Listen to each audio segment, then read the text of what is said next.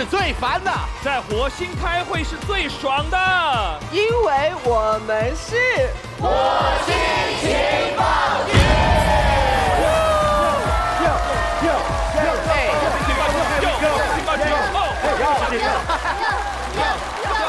谢谢各位，感谢地球友好单位优酷的大力支持。本节目由地球当红炸子鸡火星特工都爱吃的中国华莱士独家冠名播出，谢谢华莱士，谢谢 ，Thank you。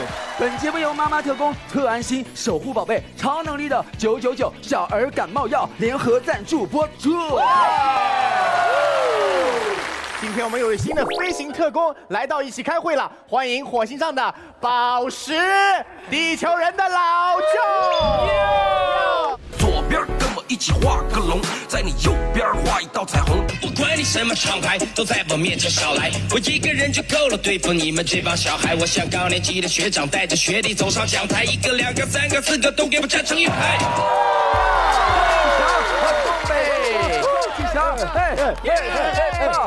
干什么？朋友们，我这里是有设计的，不要影响我的设计。rapper 出场都得搞几句3句半，所以请允许我把这几句搞完，好吧？想听。宝石老舅非常开心，第一次来火星开会，都听说咱们这个节目录起来特别爽。不好笑的故事在这里可不许讲。我卡壳了。今天来到这儿不是为了当王牌特工，要为什么？不是为了当颜值观众。哎呦，好棒哦！哟，很难得看到老舅的 freestyle 卡壳。本来设计的贼好，被他们给我又没了，又。说到说唱，我跟说唱圈还是有些渊源的，因为很多人说我摘了眼镜跟马思唯长得一模一样。哎呦，戴上眼镜跟盖长得一模一样。我是整场唯一一个脸上长了2个 rapper 的人。那去年就是你淘汰了我和老派。没错。本人早在30年前曾当过10年的中国广播说唱团的团长。哇！问一下老舅 ，JK 哥有没有说唱的天赋 ？JK 哥不能说是有说唱的天赋，这是说唱的鼻祖嘛。啊，那对呗。传统，我这传统啊，咱不是现在，是吧？有没有可能今天融合一下？有可能，我觉得延期吧，我跟延期一起给 JK 哥上课，给 JK 哥上课，你胆儿可真大呀！来，那需要 JK 哥怎么配合 ？JK 哥这不是，我们有道具。哎呀，我天，这是要带的吗？带着。然后这我要对了，得反着带。哇！然后这个还是可以，这不可以，假的 JK 哥别怕，假的，我还是戴薛之谦的眼镜吧。JK 哥，这个墨镜比那个链子贵多了。25一条 JK 哥。JK 老师也是怕受贿的哈，开玩笑。好，那我们带着 JK 哥进入这个音乐的节奏里。Yeah。来到这里，说唱就是我的专场，不光说唱，搞笑也是我的专长。所有人竖起耳朵，给我好好听，让我们燃起气氛，炸掉整个火星。他们喜欢叫我妖娆，我的思维从来不会笑点飘摇，我的每个节奏非常稳定，不会抛锚，他们都让我把故事推向高潮。我作为前浪是看着你们后浪，你们的后线斗唱也很棒。那我手拿着麦克风，麦克风得有准儿，不然他们会打滚儿。春季里开花14、5、6月6我春打69头。这个腐漏，你说难受不难受？你说难受不难受？你说难受不难受？难受。最后一个 Andy， 难受，对吧？是不是？哇，太对了，太酷了。自成一派 ，JK 哥，我这个不是说唱，我这是快板儿。棒！我这么说吧。我们现在融入年轻人的世界，这对我们来说非常炸裂，这让我不会胆怯。这句话就在我昨天给你们书上的第4页。看书了没有？页，自我调侃的第4页，我第1页都还没看，还怎么？好了，要再提醒大家一下，我们王牌特工的评选标准和晋升高级特工的标准是谁最好笑。那么我们的笑点记录员会全程记录每位特工的表现，根据笑点数量评选出每期的王牌特工以及哪位终极特工可以入座到前排的位置。因为我太理解你了，我老婆怀孕不是这儿，不是这个点。没有哪个节目植入的这么早的。跟大家解释一下，今天我有某一个就是故事后面，文哥会跟一个这样的广告权益，但是真的不是现在，我还没有开始讲故事，文哥啊。接下来掌声欢迎我们最好笑的笑点记录员周星驰先生御用女演员美娥姐和彩香姐，欢迎2位。谢谢美娥和彩香姐。来，我宣布今天会议正式开始。好了，既然今天呢老舅来了哈，那么首先第一个提案，我肯定要交给跟说唱很有关系的人。Which one？ 那么就是我们的刘伟。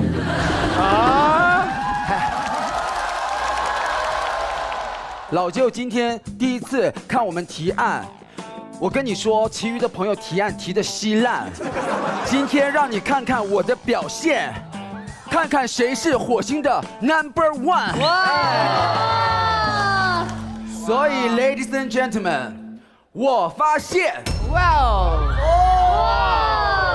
哦，这是地球吗？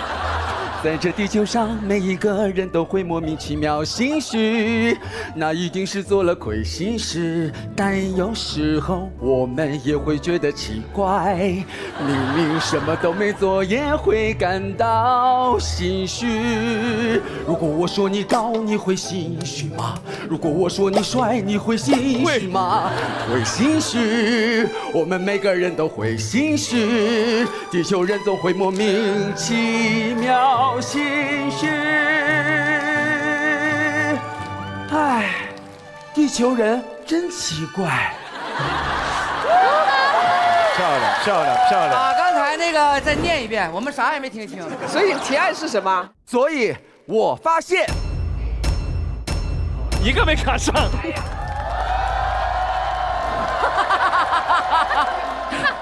地球人，地球人总会莫名其妙的心虚。刚才大家心虚吗？不心虚。你心虚吧？我心虚。我告诉你们，什么时候最心虚？人撒了谎会心虚。我撒了一个大谎啊！我这个应该是实实在在的心虚。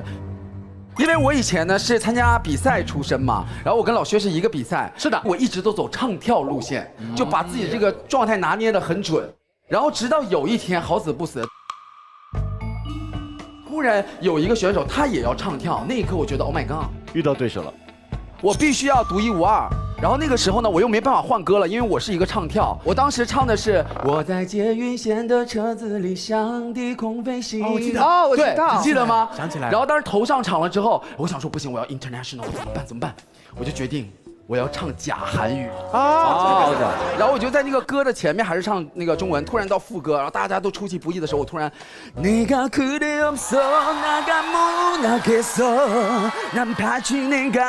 然后假的都是假的，很像哎。就讲完之后，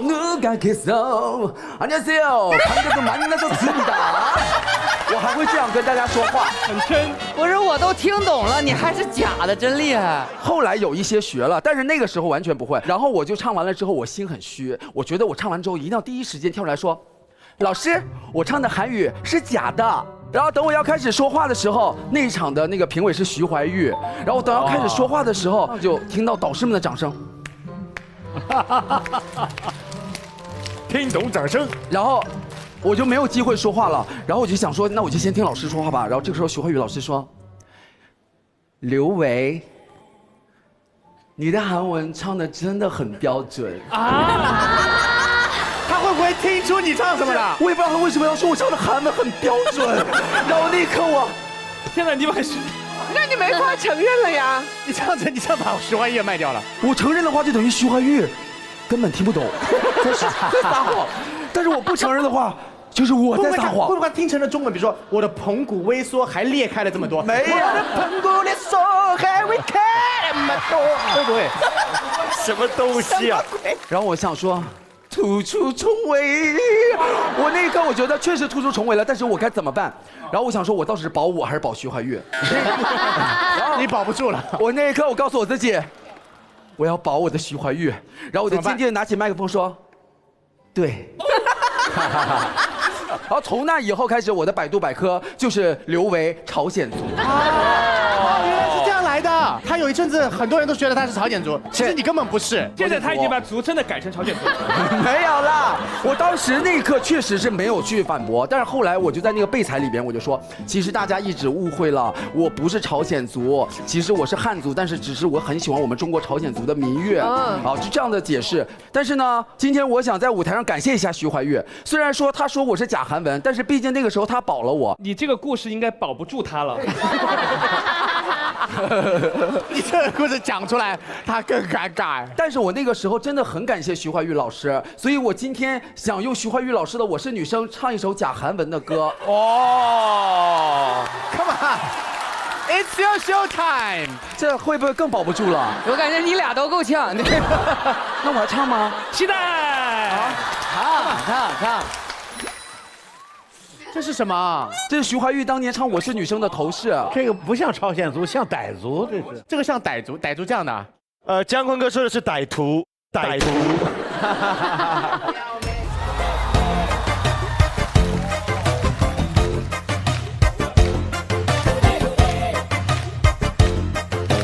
音乐声大一点好吗？ 하지만 내가 오지 만나서 그대 내가 몰랐어 내가 오는 가래서 이제는 뭐지 같이 그래서 뭐야 하지만 너그나 나의 여자 너무 예뻐 여자 난 여자 아니야 너는 귀여워 여자 나는 여자 너무 괜찮았어 나는 여자 올레올레요 난 여자 아니야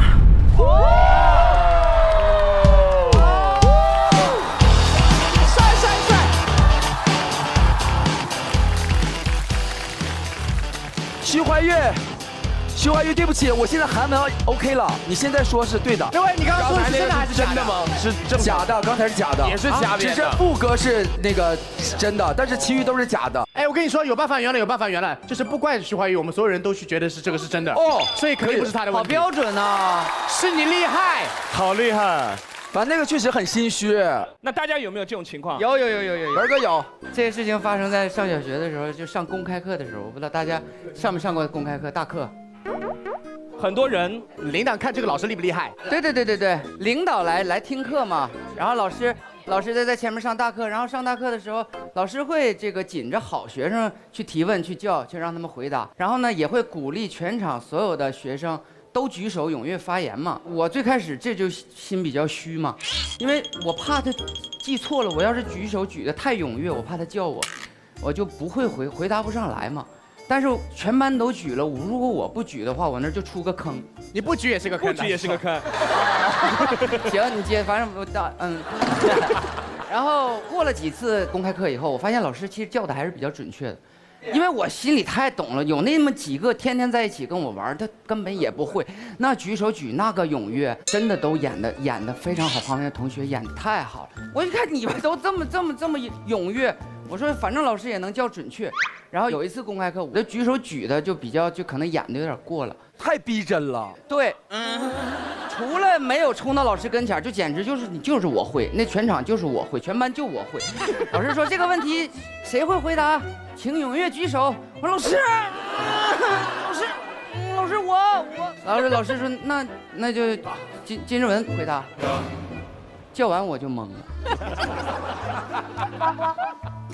我说老师我不会。老师说哦那你坐下吧。那时候能感觉老师特别心虚，上大课呀，领导都在听。后来老师也没办法，下课的时候就跟领导去解释，我就很远的看老师说那个孩子可能。 老师应该这么表。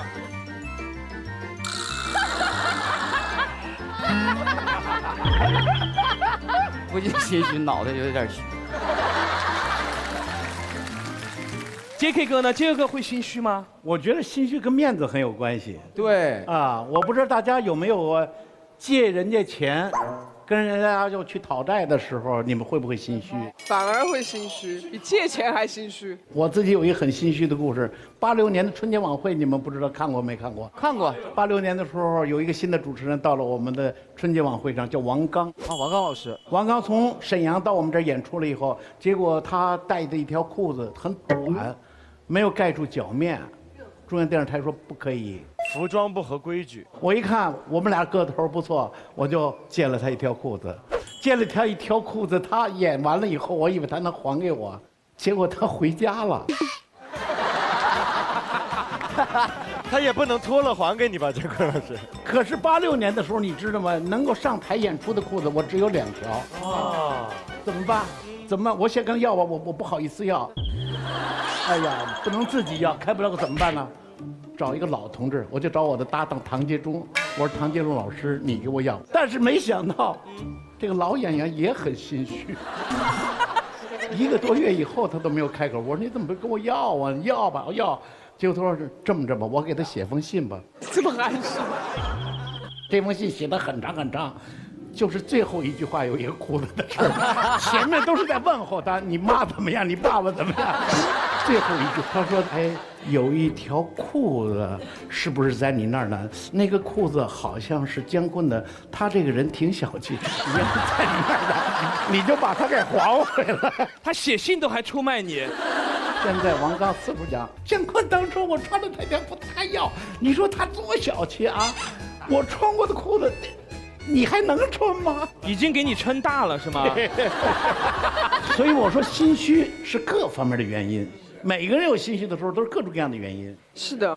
鸡哥有吗？心虚的时候？我原来上学的时候喜欢去图书馆，然后呢，后来我发现有一个很奇怪的事情，有一个男生喜欢你，又有人喜欢你，全世界男生都喜欢 TY。哎，你会不会有点自恋症啊，同学？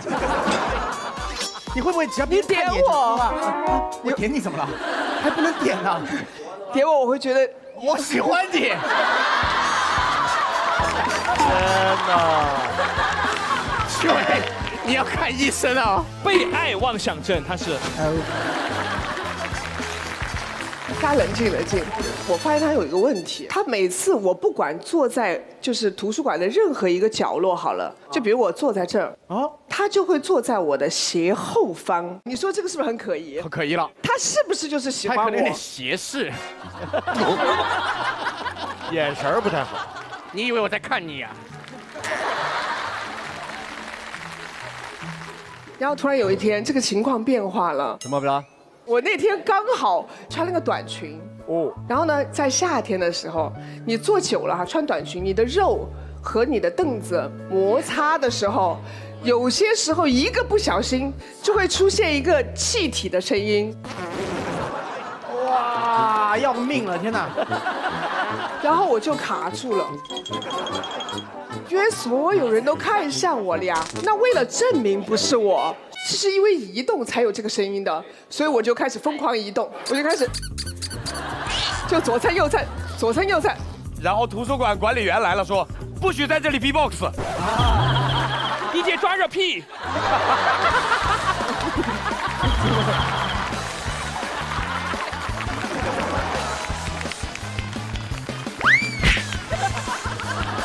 我这个时候我正在我心虚，然后心里面憋得难受的时候。我突然闻到了一股味道，居然真的有一个人真的来了个蔫儿的啊！然后你知道最让我崩塌的是，这男生他把所有的那个书全部收进包包，非常快速的，他要准备离开，熏到他了，哎呀，绕跑！结果他一站起来，刚才的那个浓厚变得更浓厚了，扩散了，突然看不清楚书了是吧？我这个时候才发现，原来那个蔫儿的是他。对，他一直坐你斜后方，是选择陷害的对象。那几天在选人。网上不是有个方法吗？就是如果你不小心放了一些气体，很怕大家闻到，你就马上说，哎，你们闻一下是不是煤气漏了？所有人都会帮你闻，马上就吸完了。好了，聊一点干净的东西啊。我这是一个工作中的故事。哦，那干净也不一定哦。因为我经常有时候会被那个剧组邀请去客串一些会计大姐啊、房东大娘、管事嬷嬷啊。然后有一次呢，我就得到一个比较年轻的角色啊。然后我打开那个人物简介，那个角色是一个胖胖的花痴。那个戏的男一呢？谁？是毕雯珺啊，毕雯珺。然后有一段戏呢，是我要走出来诱惑他。什么他？冒昧的问一句，喜剧片哈，是很难的，而且你还要把门堵上，你要把门堵上说，嘿嘿嘿，就是这是什么？真的，这是什么诱惑？等一下，我有片段，我一会儿放，你要把头转过来说，嘿嘿嘿嘿。这是什么？我等了10几年的采花贼就是你呀！我的天哪！就是你奸笑就好了，但是当一个高高大大的帅哥站在你对面的时候，一切都不一样。快，高高大大帅哥，快上！你知道一个高高大大的帅哥，当他站在我对面的时候，你竟然有了羞耻心，就是那种感觉，就是你说不出那句话了。然后我就变成了，好了，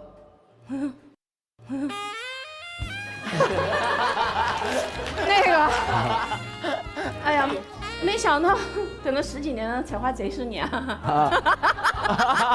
你不要过来啊！他刚才。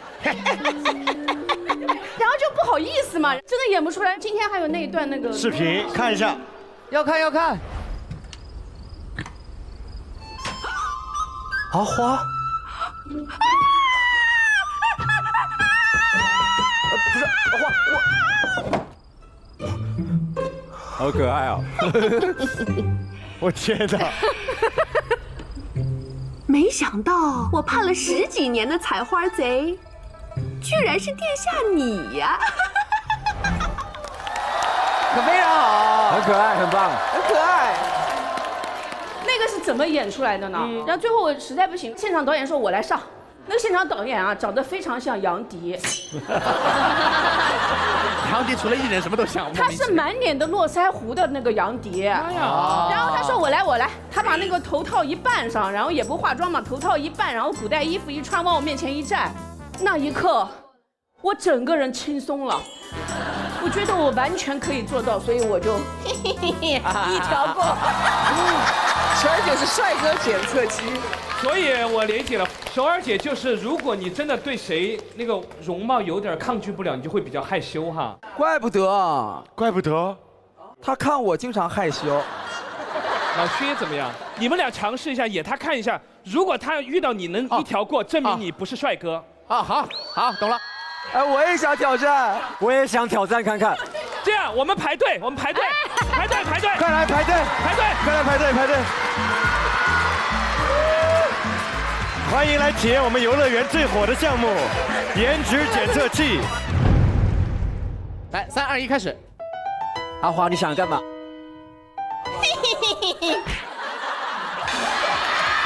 阿花，对不起。压力好大。上，我来上。你还要再排一次啊？没你的事儿，不能玩啊！一个项目只能玩1次了啦。你把小二姐当什么？来，让我试试。3、2、1。阿花，你想干嘛？走开！这么狠！来，下一位。压力好大，我一定要得到这个认可。哎，准备好了，来，3、2、1。阿花。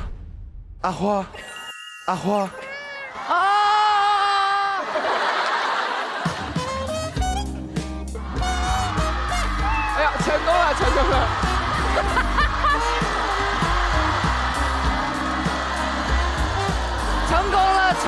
成功了！哎呀，还可以，很准，非常准。下一位没有试的必要，试一下嘛。没有试的必要，真的没有必要。没事，我们一起。100、1、2、3。直接放弃啊！神经病，确实没必要。到我了，好，预备起，3、2、1，阿花，阿花，你在干嘛？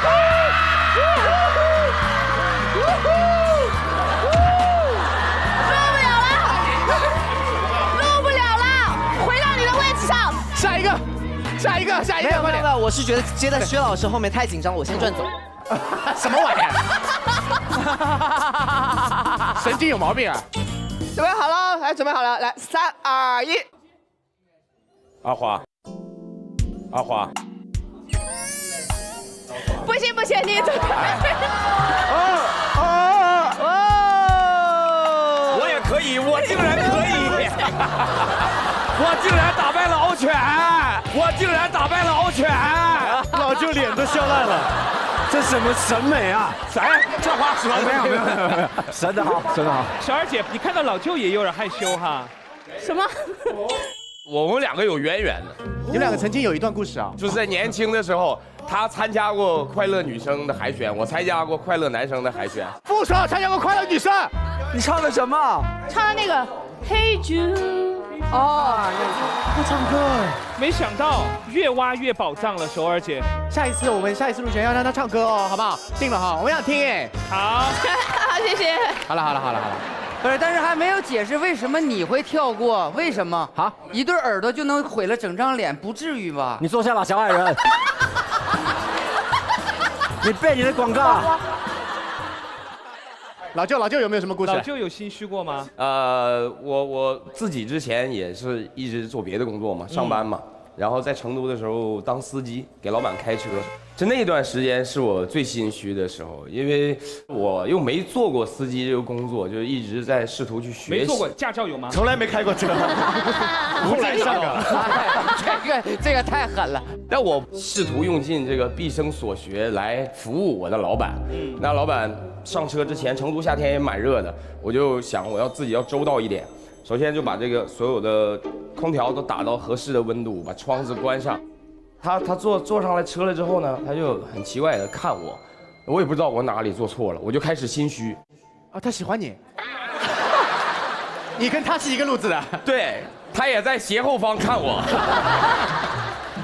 对，然后他就要把窗子给摁开，我就觉得这个我已经把空调打开了，这里面温度很凉快，我又把窗子拉起来，就我这个老板跟我 battle 了几次，我摁下去，他摁上来，摁下去，摁上来。你真不太适合干这行，我觉得。然后我说大哥，这个温度很合适，那么热，多舒服啊！把窗子关起来，费油。他说，我就想吹点自然风，在一起吹空调，不行吗？然后我就觉得自己有点虚了，这太不好服务了，对吧？然后这个到了地方，下车就说赶快把后备箱那个烟和酒拿出来。我真的没有开过那么好的车，我就找不到那个开后备箱的那个键，我一直手忙脚乱的在倒腾，他又很焦躁的就把我给弄下来，说什么好车都没见过，下来，我来，他也找不到，因为那个车是他管朋友借的。什么老板啊？这是老板也挺惨，这冒牌老板嘛。老板比你虚多了，他才心虚。就这个挨骂，就导致我越来越虚嘛。我就赶快要抱着这些所有的东西，赶快到酒店进去点菜，去招呼别人。我想我一定要表现好一点。然后呢，拿出红酒给客人倒酒了。然后我也以前没怎么喝过红酒，尤其我东北来的，我们就那儿就习惯就是喝酒就给人倒满。那么高2个红酒杯，红酒倒满。我上去，我想着我们迟到了，给人热情一点。咚咚咚咚，2个大红酒杯全部倒满，1瓶红酒已经倒完了，倒一圈下来开了6瓶才倒完。那场就是生意谈判的开始是2个大哥这样子，就是那种杯子一定要拿起来，一定要缩掉一点才能拿。对，老板喊一声干杯，每个人还先要。干了多久这个工作？就大概1年吧。哇，1年！1年是你换工作，还是老板找人写了封信给你，让你？1年最后其实是因为那个说唱的节目播了嘛。走你，我走了。对，火了，就直接我要走起来了，找到更适合自己的工作了。对。我有一个比较心虚的点，我不知道就各位女孩子有没有这种共鸣啊？我就每一次跟我的闺蜜的男朋友单独相处的时候，你为什么要跟你的闺蜜男朋友单独相处啊？你心虚的点是怕被你闺蜜发现哈。你是该心虚，那你就是传说中的嫡蜜。是这样的，你难免就是平时你跟这个闺蜜和她的男朋友出去的时候啊，你们3个人一起出去玩，对，然后难免就会有一些时候，比如说闺蜜去上厕所，然后我不需要去的时候，懂了。两个人单独相处有点过于愉快的话，你脑子里会脑补出那种狗血的剧情，对吧？我就很害怕，就是这种就是你们2个人相处很愉快，谈笑风生这种场景，然后突然你的闺蜜从洗手间回来了，手里拿着什么东西，一看到你们。谈笑风生，然后手里的东西落地然后觉得自己的友情、爱情都丢失了，你就很害怕这种抓马的剧情，所以我就每一次都会提高警惕，就是当我跟闺蜜的男朋友需要单独待一会儿的时候，我都会不自觉的收敛自己所有的这种女性魅力。你很怕你闺蜜男朋友就爱上你哈，喜欢你，你跟戚薇是一样，你们那么有魅力的，聊2句话就爱上你了，既是莫名的心虚，也是莫名的自恋然后我就会想，真的不行，我一定要切断所有的可能性，然后我就会对这个闺蜜的男朋友就进行一些这种语言上的霸凌啊。他一走，你莫名其妙，别爱上我，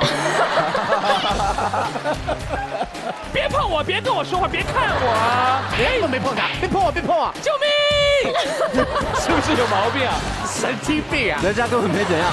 比如说，正常我们在一起聊天的时候，他说一个什么东西，尽管不好笑啊什么的，我也会正常敷衍一下，也会跟着笑一下。但是只要我闺蜜一离开，我俩单独相处的时候，她要是跟我企图说什么好笑的东西，我就会很冷漠。企图？这不好笑呀！你就这么突然间变个人，就让这个场面能有多尬就有多尬。但通常这种情况，我自己理解就是，我是真的对这个人有一点感觉，我才会尴尬。小鹿就是真的有啊，小鹿是对谁都有。然后就经常这样切换之后，后来有一次我闺蜜就跟我说，她男朋友回去之后问她为什么要跟我当朋友，说哇这个人好奇怪啊，说小一点人前一套人后一套，说难听一点可能就是人格分裂。那还是前面那更难听一些。小丫头还2副面孔呢。对，这个心虚啊，基本上就是对面这个男朋友越帅我越心虚，越优秀我越心虚，其实就是这样的。确实会有这种情况，怕闺蜜误会嘛，对吧？对。但是今天有一个非常临时发生的一个心虚，在 JK 哥这儿。我昨天晚上我要感谢戚薇啊！哎呦，JK哥，戚薇你给我们送了礼物的时候，哎呦，我们一看了你这个礼物啊，真是大家都很需要。因为这个东西很大盒子，我搁在这个边上了啊。下来以后，我赶紧去换装什么弄。哎，我忘了，我就回来了。我回来再找呢，我一看他在这儿，我特别高兴，我拿起来了。我一般在想，我说你看看人家送的这东西这么值钱，我送人一本书，被薛之谦说成，哎，是不是卖不出去？那时候都送到我们这儿了。你这么说，我真死定了。你说了5遍啊，我开个玩笑而已。当时这里边已经没有人了，我就往这走，我就随便看了看，哎。我就发现，我的书在那儿扔着呢。谁呀？这么没礼貌！我是给大家送书，我送书的，我想呢，大家肯定呢也挺喜欢的吧，对吧？但是他走了，把书给我扔在这块儿，我就站出来是谁？是谁？告诉我们是谁，当场让他看完。给你一个机会，你先站起来。小鹿，真的是人前一套，人后一套啊！哎呀！说，为什么要扔在这儿？我都扔在别的地方，不是？开玩笑。你为什么不拿？昨天是坐着的，但是我昨天因为我下场的时候忙着去上厕所，所以我手机还有我的台本，还有我的那个一并落这儿，什么都没拿，真的很不好意思。后来工作人员赶紧跟我说，就把拿回来了。而且姜昆老师，我买过您的书的，我自己在录这个节目之前，我就买过您的那个《虎口遐想》看过的。哎呦，谢谢。我当时只是反省我自己，我就看了一眼，我说哎呀，这可能人家不大愿意，我就走了。不是思想有问题，是膀胱有问题，对不起。他老是丢三落四的，他手机什么全都忘在这儿了。讲个小笑话的，讲个小笑话，这是啊。讲个笑话而已，这么认真，吓死我们了。我给大家讲一个非常心虚的一个小时候我的故事。我小时候嘛，家里条件不是特别好，然后呢，我跟我爸爸一起摆过一个书报亭。哦。我不知道你们知不知道，就是书报亭里面就是它可以买，比如说报纸啊、杂志啊，还会买那些漫画。其实一个书报亭在那时候比较难养活一个家。对，所以呢，我那个时候呢，我跟爸爸就开拓了一个，就开始要叠。什么呀？你怎么知道啊？不，没有那么过分，没有那么过分。吓死我了！所以是铺在地上那种给别人租录像带。哦。1盘2块，出租1天2块，然后但是你要付押金10块。对。然后呢，就到傍晚的时候呢，我们就会把街边旁边就摆一圈这样子的，然后录像带租赁。然后我负责什么呢？我爸爸就会给我打电话，喂。那个儿子，你帮我在家里面多翻录几盘那个挑战者，刘德华演的，当时关之琳很红。因为我们的摊子很小，不像那种大型的租赁店，它什么片子都有，所以我们只能计时的，就红什么我们就租什么，大概几款这样子，你懂吗？但是那个时候的翻录啊，这不能快进哦，所以人一定要在旁边。所以他牺牲了我每个周末，我不能下去跟同学们一起出去击球干嘛，我都不行，我必须在家里等那个录像带。挑战者看了600多遍，哇，真的是我都背得出来那个剧情，就很痛苦嘛，对吧？就也很不想干活，但是那时候真的给我家每天大概能多带10块钱到大概20块钱的收入，那不少了。什么年代呀？10块20块还是挺贵的，还是很有用的，你知道吗？对。然后就录了很多的这种挑战者这部帖子，然后结果好笑了。过一阵子这个片子就不红了，就要录别的了。比如说什么什么堕落天使啊，还有那个什么山村老师什么就出来以后，哇，爸爸说山村老师很红啊，然后我自己还一个人在家看这么恐怖片子，看了600多遍，哇！后来都认识他了 ，Hello， 楚人美。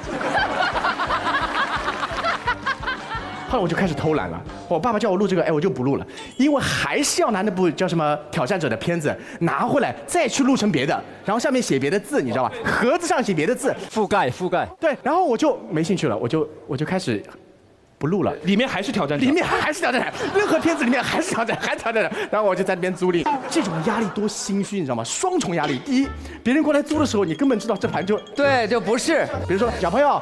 我想租这盘店的时候，我说堕落天使不好看的，它太堕落了，不适合你。你看挑战者。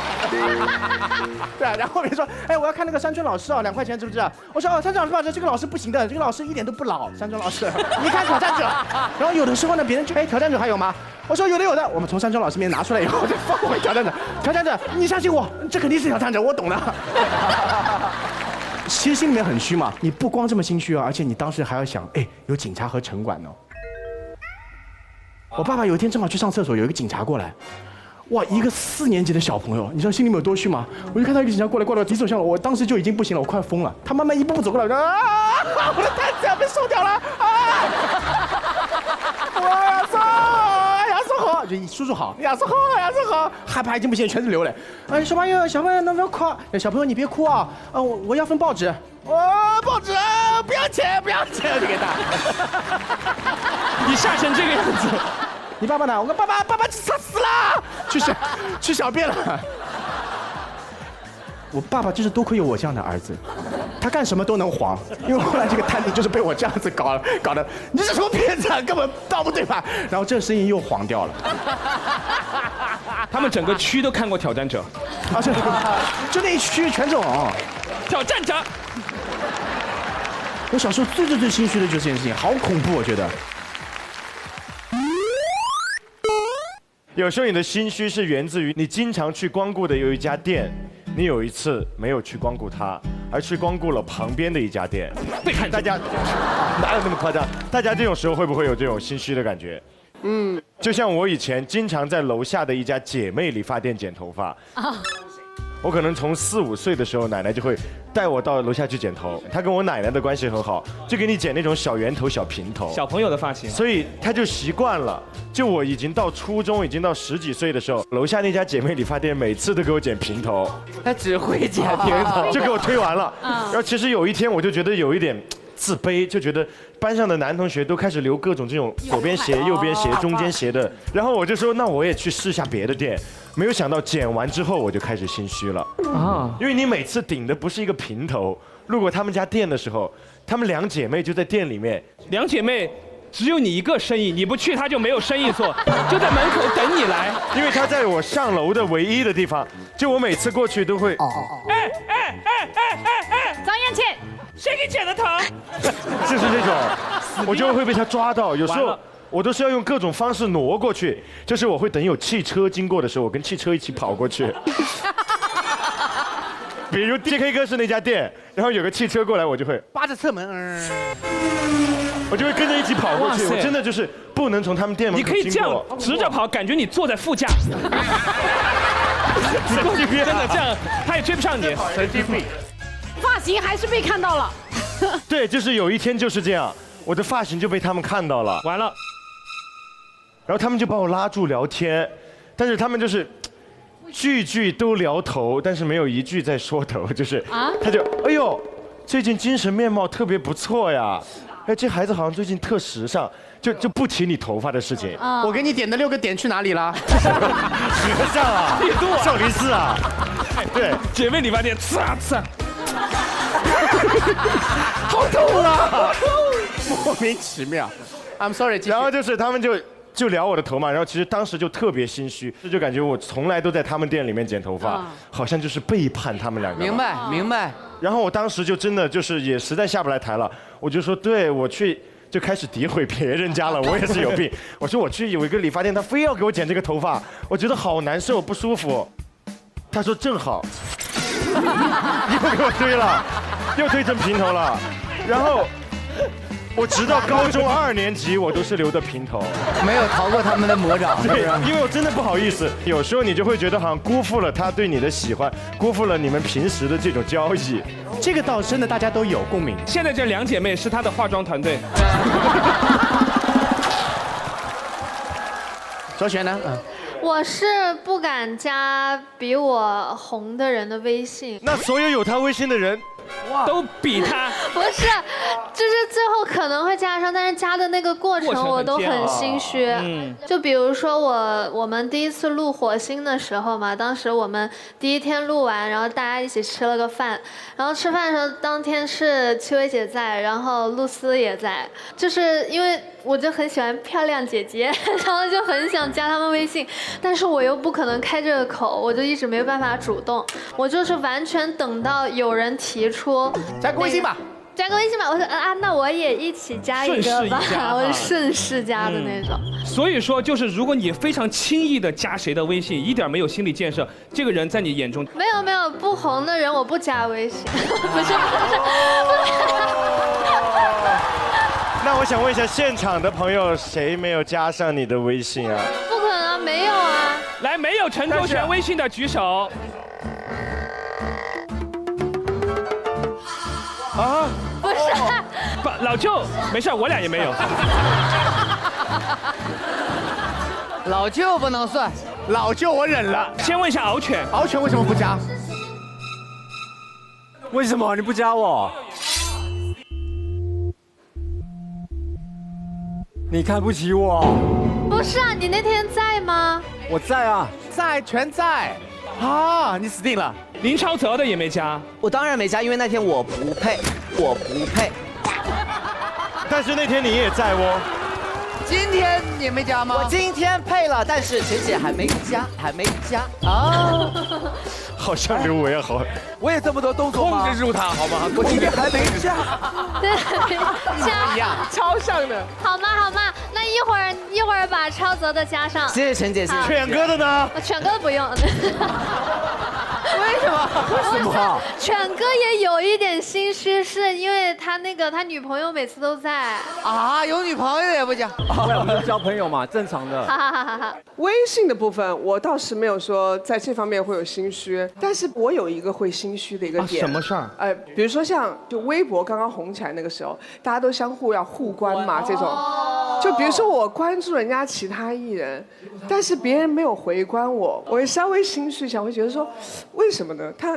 等一下，那戚薇姐姐，我关注了你的微博，为什么你迟迟没有回关我？为什么？现在检查一下有哪些人没有回关，比如说我。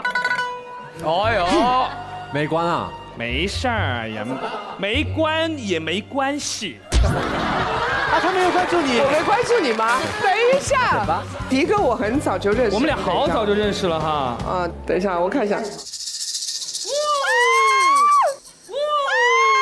没关吗？我看一下，我单方面关注了戚薇，拍特写。哇，还在黑名单里。关了。哎呀，整的好像是逼迫的一样。确实是逼迫的，迪哥。我害怕我们互动太多，我怕你就是配上你，神经病啊！你天天。但是我对微博这个关注这件事情回不回关我没关系，而且有的时候你早关注别人，在某一天他突然发现你很早就关注他的时候，他会突然回关你。比如说林俊杰，哇，真的，我必须要说一下，杰哥人特别好，因为那天我们录完节目之后，他专门到了那个化妆间来给我们送他的新专辑，送完专辑以后，他们自己提说，可能你们想合影，但是你们不好意思说，他一说，所有人合了他半个多小时才走，就疯狂合完之后，他是通过微博的私信把照片一个个发到我们这儿的，人巨好无比。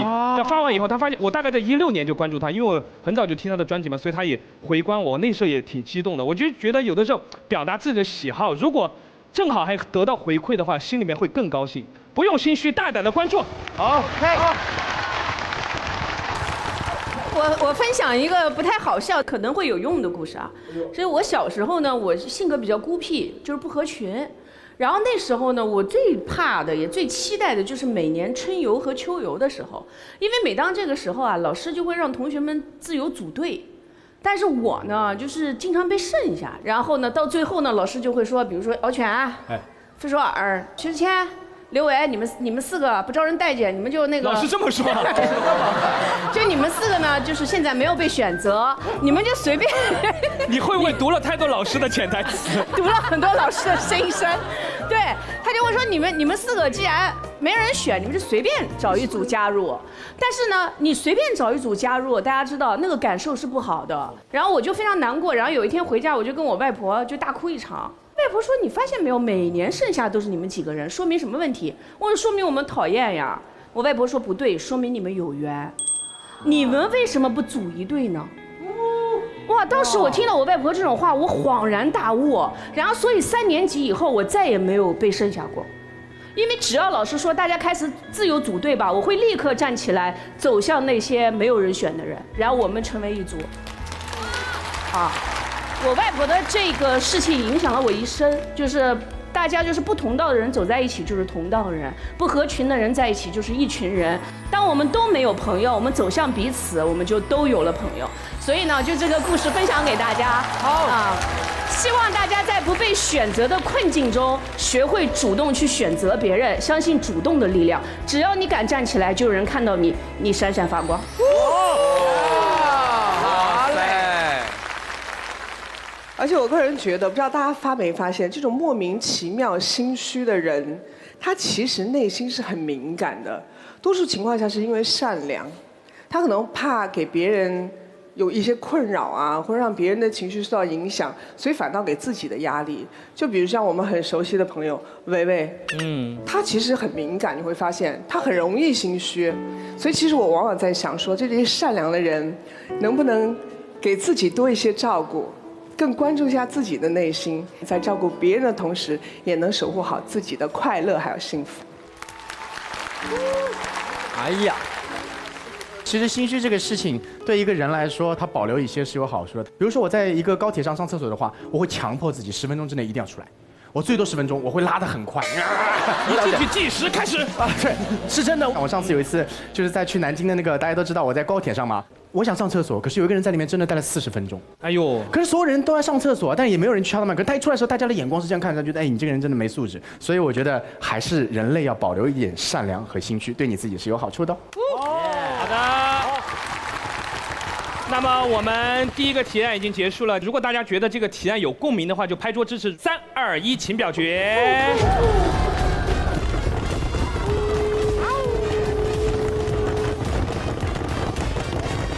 我宣布本提案通过。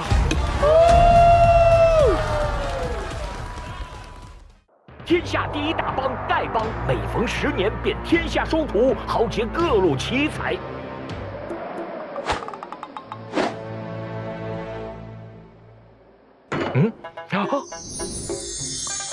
师傅，看您了。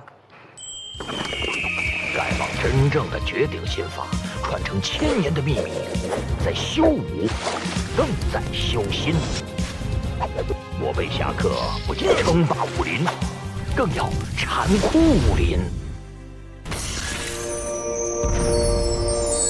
哇，好香啊！哎，鸡腿归我，那我就把帮主之位传给你。啊，这么随便？师傅，你还没告诉我帮主需要做什么？华莱士2万家门店，定能有你的一席之地。切记，一物服人，如以味会友啊！本节目由地球当红炸子鸡、火星特工都爱吃的中国华莱士独家冠名播出。本节目由专治儿童感冒、火星常备妙招的999小儿感冒药联合赞助播出。本节目由培养深邃特工、爆梗金句多、提案全通过的喜临门行业赞助播出。妙压相机9块9实现写真自由。本节目由妙压相机特别支持。好的，马上开始我们的下一个提案。戚副局长，你觉得谁来提这个提案比较合适呢？我想想啊，谁呢？谁？我想听一下敖犬提案，因为我没听过他提案，有一个原因。什么原因？是因为他讲故事是好笑的，中间有很多笑点，但是我回过头想，我永远不知道他在讲什么。我看他提案是什么样，好不好？敖犬，来，哇，你好久没提案了。我发现，社交中的艺人们急需要一些关爱。没错。其实这个提案之前一定要给 JK 哥讲一下，因为现在非常流行测各自的 MBTI 是什么。JK 哥知道 MBTI 吗？我为了这个节目，我真是查了一下，它是一个叫做性格的这个种类，全是找一找自己属于是 E 人还是 I 人，E 人和 I 人啊。我再补充一下，这个艺人们呢，就是社牛，就是比较偏外向的。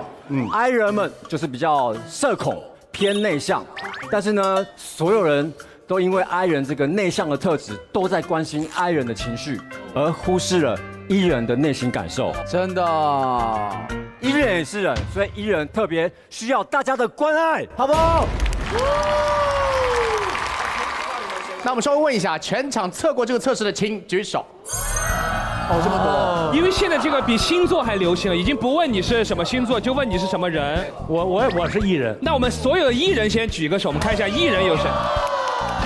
这些都是艺人啊。等一下，对面。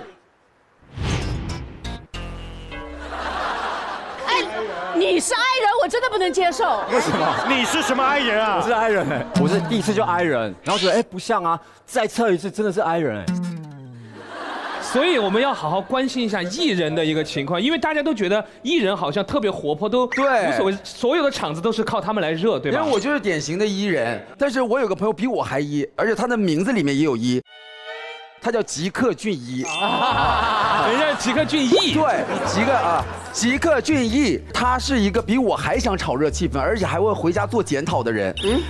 比如说有一次吉克想找我去他一个 party， 我就去找吉克隽逸，我想跟他一起去赴约，因为那个派对上我都不熟，其实我内心也会社恐。然后吉克一进去就是那种典型的艺人，一进去说。哥哥们，我来晚了，酒满杯，情满怀，不喝这杯没未来。哎呀，然后我虽然很一，但我那一刻我一点也不一，因为我私底下其实是一个非常内敛的人。吉克就说：“乖乖，去厕所。”去厕所。那吉克就看着我眼睛，握着我的双手就说：“乖乖，我的哥哥就是你的哥哥，就是我们的哥哥。”加油！我罩着你。好嘞。然后我那一刻我就觉得 OK， 我就豁出去了。然后我当时推开门，我就说：“王哥、李哥，北京不大，风景如画，朋友不多，都在这桌，这杯弟弟先干了。”然后那一天呢，我们两个就很快速的喝多了。第二天我就看到了我的手机打开了之后，就是吉克隽逸给我连环4条的微信，而且都是60秒的语音视频。哎呀，第一条语音视频大概的内容就是。我们表现的怎么样？还要复复盘。我怎么样？你怎么样？然后第2条语音就是说谁表现的不好，下次我们不叫了。然后第3条语音就是哪个环节特别棒，我们要保留。他就是那种会复盘的艺人，他真的除了唱歌，他也非常会讲故事，然后也非常会主持。所以说呢，真的希望吉克隽逸早日能来火星情报局，让大家感受一下艺人的魅力。哇！所以说刘维，我特别理解你们。我老婆怀孕的时候什么了？这个样。儿哥没到，你是接在戚薇后面的。我心里 Q 了呢。文哥，你别紧张。我觉得艺人和爱人有个很大不一样的地方，就是艺人特别喜欢分享，有很强烈的分享欲。是的，我有一个 backup， 老就知道吧，就是你唱说唱的时候，后面帮你垫2个字的那个，就今天天气真好，真好。捧哏嘛。我的 backup 叫小熊猫，这个人也是一个奇葩。他分享欲强烈到什么情况呢？就是有一天晚上，他突然给我打视频，我就接了，他就说：“哥们儿。”我最近特别喜欢摩托车，我觉得赛摩太帅了，我高低整一辆。然后我就说摩托车非常危险，不建议啊，你又没怎么学过，你一整就整个赛摩很困难。他兄弟绝对没问题。然后过2天就给我发了一个视频，就围着他的车拍。我有个哥们儿送了一辆摩托车给我，特别帅，特别帅。我说行吧。然后没过1个星期，又给我发了一条视频，他躺在地上，他的摩托车在很远的地方。兄弟，我出车祸了，腿都快断了，帅不帅？他问我帅不帅，我说你打电话了吗？打120了吗？他说等一下，我把视频发完再打120。哇，他都躺在地上，摩托车都在那边在冒烟，他在这里给我拍视频。兄弟，这是我的腿啊，这是我的腿，神经病，还在身上了。刚才还痛，现在不痛了。哎，这个袜子我还要的，还要把袜子拿回家。他过几天又给我发了一段视频，是他从一个不知道谁的路人在他后面骑车，那个人有车载记录仪，他去要人家记录仪的监控视频，给我看他摔车的样子。这个艺人还在吗？这个艺人。还在，他还在。这是黑无常，这是白无常，这是牛头，这是马面。我喝下这碗孟婆汤，我就不记得你了，兄弟再见。还在分享，神经病啊！太一了，太一了。干了，我就先不过去了。奈何桥最后10米了，最后10米了，走完了。什么呀？哎呀！把我跟你那个朋友拉个群，短视频就无法满足我了。我要看他的内容。有时候爱人还真的很需要艺人的这种分享，而且对于他来说，他分享给我们，他自己也能得到满足感和快乐。所以我觉得很多时候，艺人和爱人其实就像月亮的阴晴圆缺的2面，我们互相去填满彼此，我们互相去补充彼此。好。哎，我发现啊，现在虽然这个艺人和I人好像很典型的是内向和外向已经分开了，但其实艺人里面也细分嘛，对吧？有一些艺人他其实就是那种大猛艺人，大猛艺人，他们就是这样。It's me 啊，不，你来。有一些。对，就是他既外向，他又社牛，有一些就是那种小鸟艺人。小鸟艺人，对，就艺也分很艺和没那么艺的那种。就是我见过最极致的艺人，是我奶奶啊。对，我奶奶呢是一个云南的农村里生活了这种70多年的一个老太太，她是只会说云南方言，电视都看不懂，她都听不懂普通话的一个人。她很喜欢旅游。这有一次啊，我跟我奶奶在张家界旅游的时候，我就说我去买个水，然后我奶奶在那休息，我就看到我奶奶跟另外一个老太太2个人坐在一个石头上，然后他俩就聊天了。那个老太太呢，我一听她说的湖南这个方言，我是一句都没有听懂，但我奶奶在那跟她聊天。哇，奶奶语言能力好强，不会用的是英文吧？人的 bridge 跨下来，跨下来，跨不跨你先跨。I'm a single lady 是吧？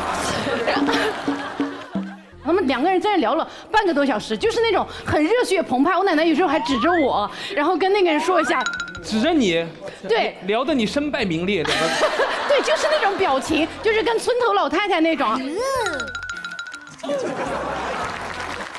2个人聊得好开心，然后后来时间也差不多了嘛，后来我就带我奶奶走了，我觉得好感动，我就问我奶奶，我说哇，你们聊得好开心，你们聊的什么呀？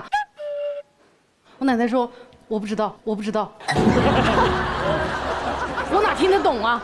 我说，哇，那一瞬间我真的震撼了。就真正的艺人，他只需要交谈，不需要交流。就是也不管你说什么，反正你说完了，你嘴巴不停了，就该我了。对他俩有的时候是2个人同时说，反正也无所谓。我当时真的突然就觉得很开心，因为我感觉很多人都不是会讲到我们要关爱自己的这个长辈啊、老人什么的。但我感觉如果你的这种长辈他是一个 I 人的话，你就让他在家好好的种花、养草，他自己不要逼着他去跟人交流。但如果是个 E 人的话，我觉得关爱老人最好的方式是带他去跟人疯狂的社交。哇，疯狂社交。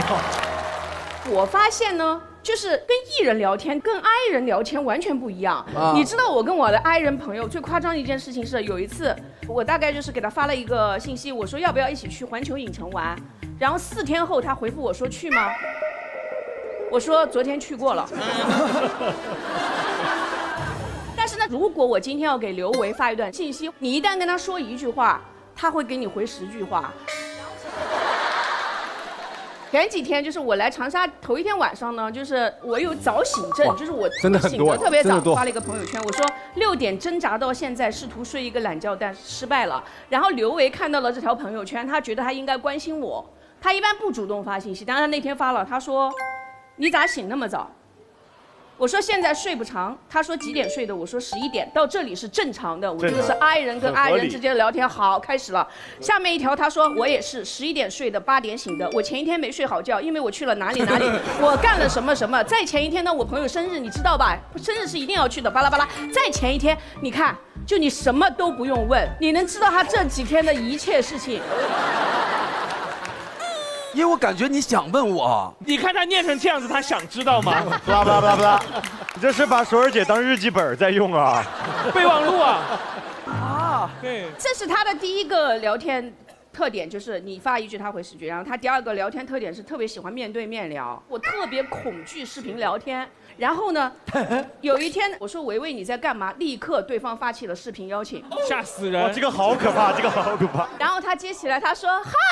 傅首尔，等你很久了，等了你太久，来带你参观一下我的家。你看，这是我新买的娃娃，你看这里是我的娃娃，这里是我的娃娃，这里是我的娃娃。我想到每天有这么多人陪伴我，我好开心。你呢？然后我说，哇，你家好多小人啊。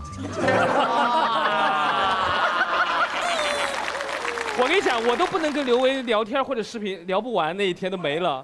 1万，我到哪儿？我问你，你是不是有个毛病，就是？比如跟别人聊天的时候，你不想让别人当最后一句。对，是不是？对，我也有这个毛病。我想说你别回我了，结果他还回。睡吧，晚安。没有那么夸张，我是会打扰大家，但是我也希望大家是爱我的。没有打扰，没有，我们爱你，超爱你。打扰。然后大家其实都觉得像我这种人肯定朋友很多，但事实上其实我朋友很少。对，跟他接触久以后，渐渐就不做朋友了。乱讲，杨迪太坏了，怎么可能？是的。所以说呢，我经常会自己一个人在家，然后我就会打开直播跟陌生人聊天啊。但是呢，我还不愿意用我的大号，因为大号吧人太多了，老会有熟人进来。然后有小号直播，最开始直播的时候可能就有2个人进来看，然后我会通过我自己的才艺，就人越来越多。对，我莫名就刷到你小号直播，我还进来过。是的，然后呢，我有的时候周一呢，可能就给大家做那种午夜 DJ， 然后比如说周2呢，我就会给大家做一些唱跳，然后每到周5呢，我就会给大家做一个什么呢？火星解说专场，而且呢，周5呢，我不单单陪大家看火星，我还会点上华莱士陪大家一起看，因为全鸡配汉堡，感受双倍的快乐啊！比如杨迪说话的时候，我就会吃汉堡，因为他讲的故事真的很好笑，不需要打断。如果他垮了，我就吃个鸡翅，这样我还能跟大家一起互动一下啊！咱们一边吃一边吐槽，让所有人进入我直播间的人都能期待快乐星期五。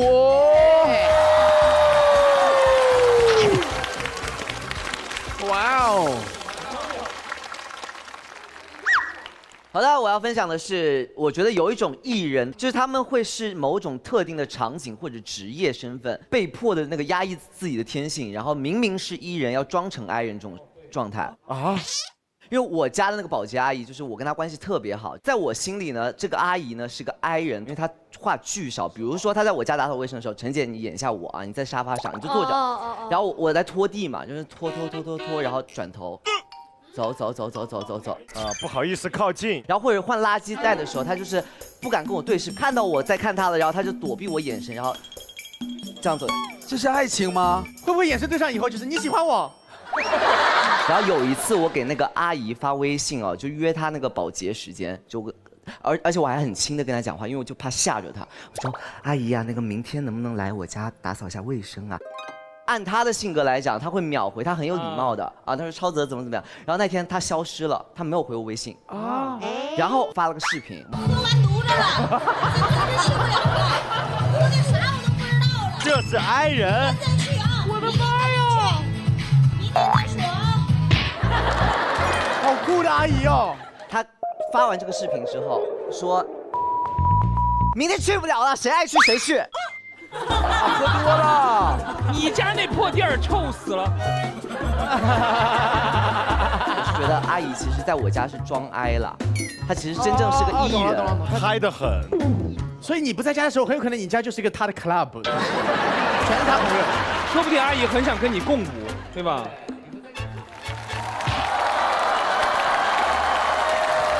老舅呢，作为一个东北的哀人哈，对我以为东北人应该就是注定是艺人，但没想到其实就是做了这个测试，发现好多朋友其实也都是哀人。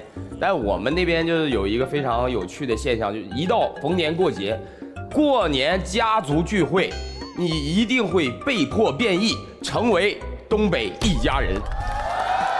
真的，就一定得异，不异不行。变异。一到过年的时候，从下午开始，这顿饭一直要吃到晚上，长达10个小时的饭局。是的，坐到饭桌上开始，你的这个一天的综艺旅程就开始了。对于幼小的你，那是一种折磨，你知道吗？小朋友们虽然喝的是饮料，但必须先提杯。对，因为你最小，年纪最小，让你们先说说，是吧？然后站起来背一套吉祥话。对。先是祝姥姥姥爷寿比南山，福如东海，大舅二舅都这个4季发财，祝我哥哥姐姐就学业有成。然后那个时候呢，因为大哥他就会先发言嘛，年纪辈分比较小的，像我们这种弟弟就特别紧张，因为一共就那几个祝福的词儿，对，都给你说完了。他在发言的时候，我们就在盘算下一句是什么。如果他把我的那个运给用了，比如说4季发财他用过了，哦咋办？我好害怕。不能说重复的，不能说唱技巧就是这么练就的。对，然后呢，祝福完了一套之后呢，这些叔叔阿姨啊、大爷啊，他们就忽然集体就变异，非常开心，就变异了。什么鬼？所有的这个老爷们儿衣服全部脱掉，然后就莫名其妙的开始唱歌了。尤其是我二舅，他特别喜欢唱那个刀郎的《情人》，你是我的情人。最逗的是，他每次就要把那句"用你那红红的嘴唇"，对他要唱着"用你那红红的大嘴唇子，大嘴唇子"，就必须得把这句唱起来，然后大家气氛起来嘛。所有的男女老少都来表演节目啊，小朋友也要表演，这就变成另一个综艺了。出彩中国人，出彩东北人。然后是各种各样的歌都放一遍，什么邓丽君呐，一直放到这个迪士高。迪士高好老，反正连唱带蹦。接下来的环节才惨，因为你感觉都吃差不多了，情感大戏上来了。哎呦，就把这一年我对不起你，你对不起我的这些事情拿出来复盘。对，对，真的。刚才还在一起唱《情人》，很开心，这个时候就开始哭了，就某一个人就开始莫名的流泪。就数落你这一年对不起我家族的事情，很东北，太东北了。对对对，然后这个气氛就逐渐尴尬，小朋友们逐渐往后退，躲到角落里边，然后某一个人会忽然摔杯为号，这桌子哐就崩了。哎呀，结束吧，毁灭吧，过什么年？然后各回各家了。每年都要等到掀桌子是吧？对，保留项目，保留项目。不对呀，老舅，你说的好像是我爸。我感觉你是不是咱俩是不是以前一起那啥过？要咋说是东北一家人，过过年呢，我去，真的特别像。我们在这个东北生活了8年，你说的是典型的东北一家人，是吧？全是脾气啊。对。其实大家分享了很多关于艺人炒热气氛的故事，但事实上艺人并不是一个热场工具，艺人也是人，也是需要关爱的。我之前身边有一个朋友，我相信大家都很熟，就是锤锤，啊，锤娜丽莎，她是非常典型的艺人。但是她每次只要一上台，前一秒还说，哎，我觉得我今天可能有点紧张，然后一上台了之后，大家好，我是锤娜丽莎。转换很快，对，转换很快。但是有一次我们一起录《百变大咖秀》，然后锤锤当时模仿的是腾格尔。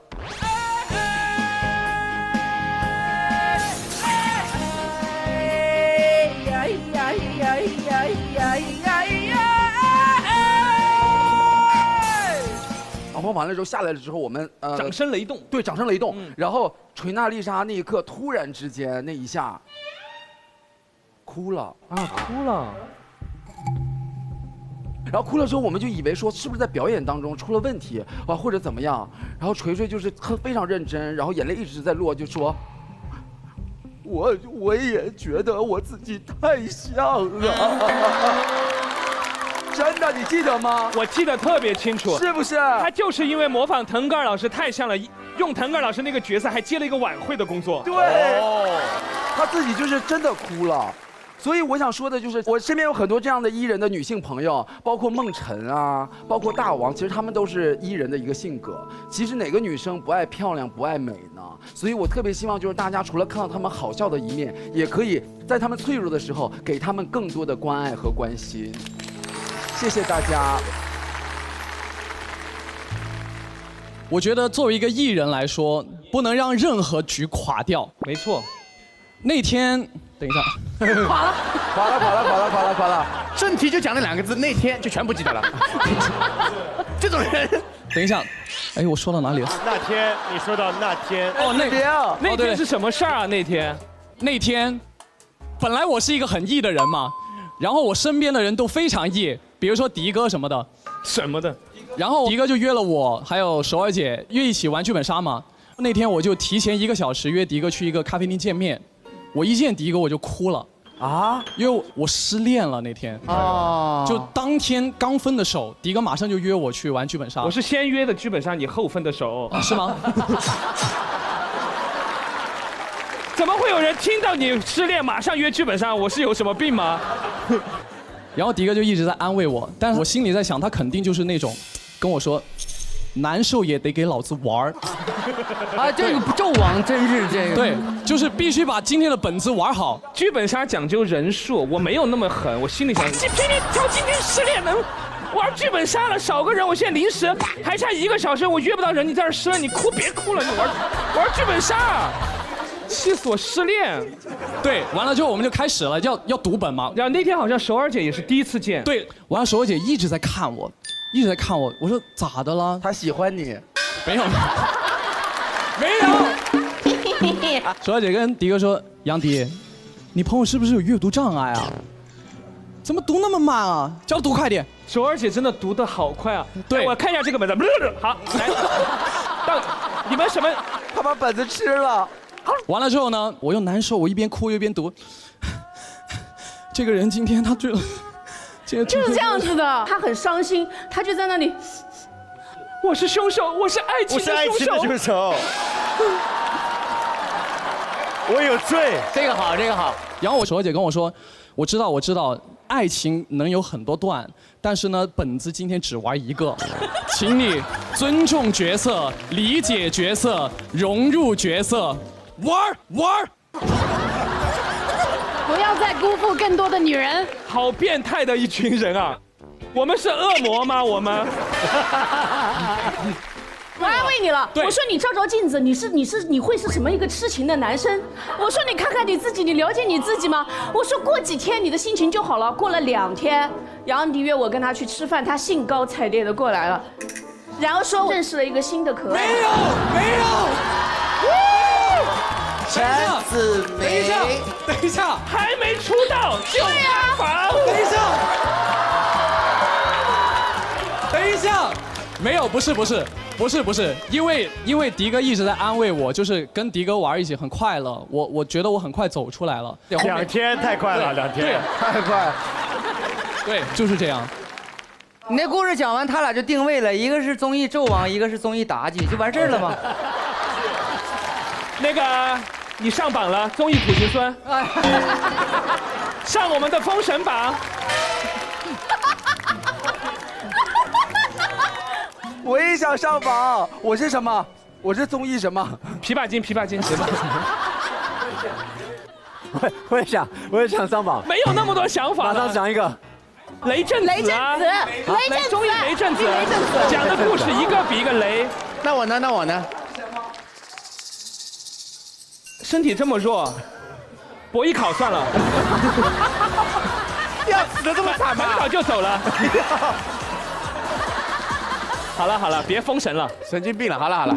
我觉得艺人不仅仅只是需要关心，他也很需要被需要。你知道我有一个就是印象很深刻的一个体验，就是在我怀孕的时候，怀2胎的时候，我太理解你了。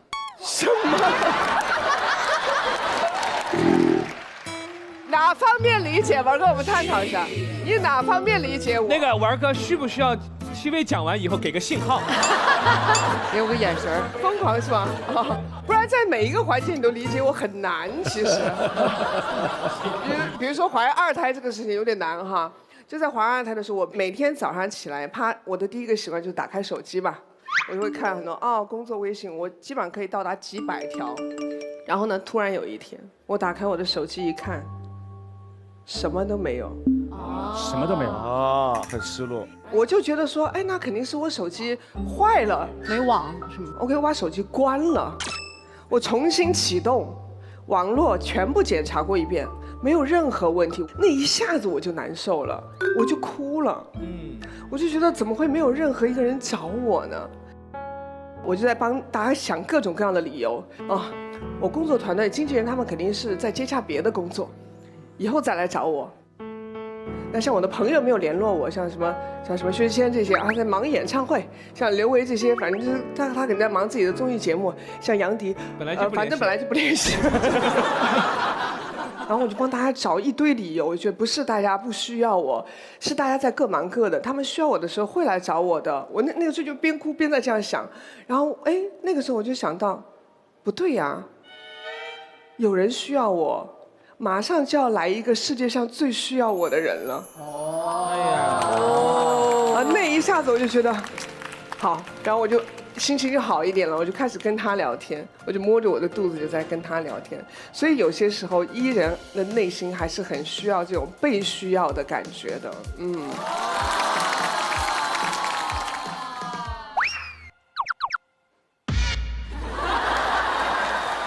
我太理解你了，戚薇。好。因为我怀孕的，我媳妇。要怀孕了。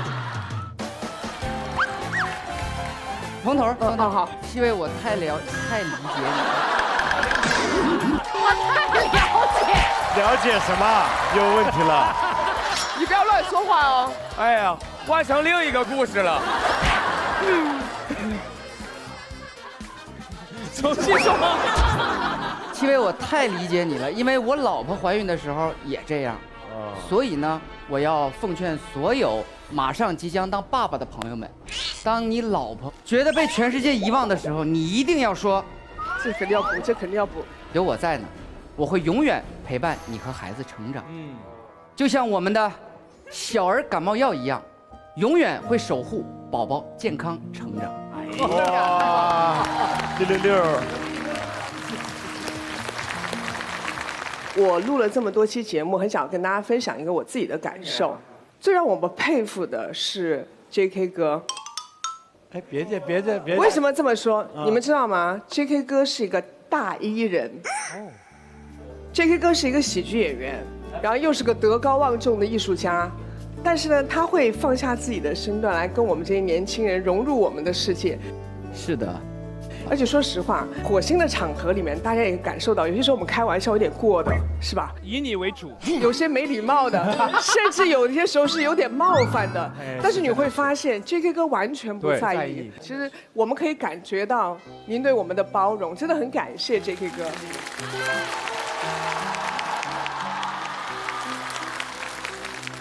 我觉得我来到了你们的这个空间，我就来到了一个非常年轻的世界。年轻人喜欢不喜欢这个节目？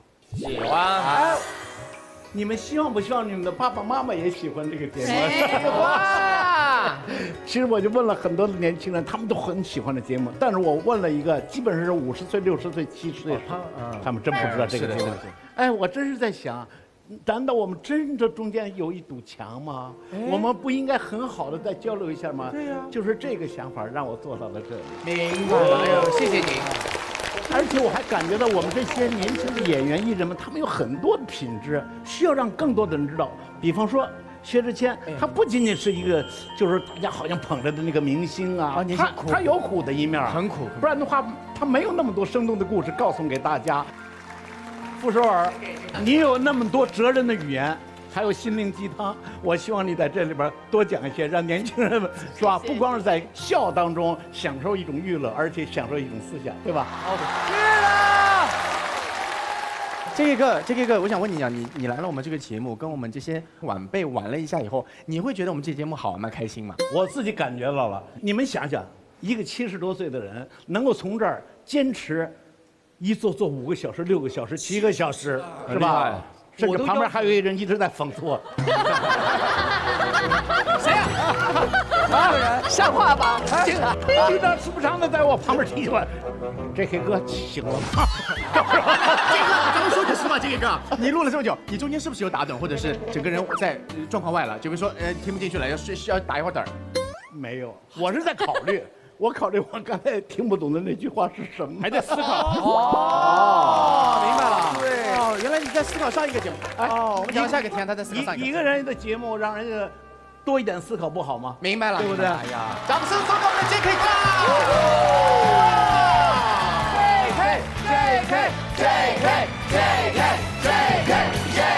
谢谢。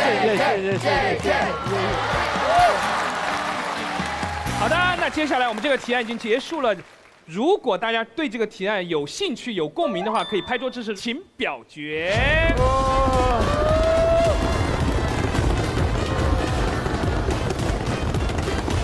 好了，既然大家这么开心，我宣布本提案通过，耶！那今天所有的提案已经全部结束了，马上进入今天的王牌特工评选环节。到底是谁呢？哇，我刚看了一眼，我觉得这个人，该不该呢？这个人该不该？我看一下该不该。你看这是不是？是不是说不上来哈？就感觉好像有。哎，我看一下老舅。哎呦，哎，你真的好前无哦，是吧？第5名，66个笑点，哇，不错不错。好棒！但是第1名有26个笑点。对对对，我先把前3 Q 起来。前3名都要请。前3名先站起来，金志文起立。哎呀，张延琪起立。年年被提名啊，我是。还有一位是刘维起立。这3个人，最终的今天王牌特工的归属是。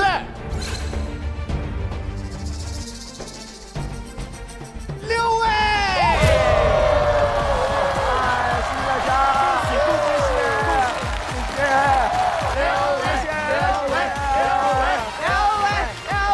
火星有句老话说得好，拳击汉堡有营养，特工吃完变局长。希望每一位王牌特工都能成为像我这样的局长接班人。让我们有请中国华莱士品牌大使、周5不加班的小白鸡为我们呈上王牌特工勋章。快乐星期5，记得去华莱士吃拳击哦，吃拳击，快乐星期5。是的，接下来有请我们的火星观察员 JK 哥为我们的王牌特工颁发特工。妈呀 ，JK 哥临走前，我收到了一份礼物，谢谢 JK 哥，谢谢。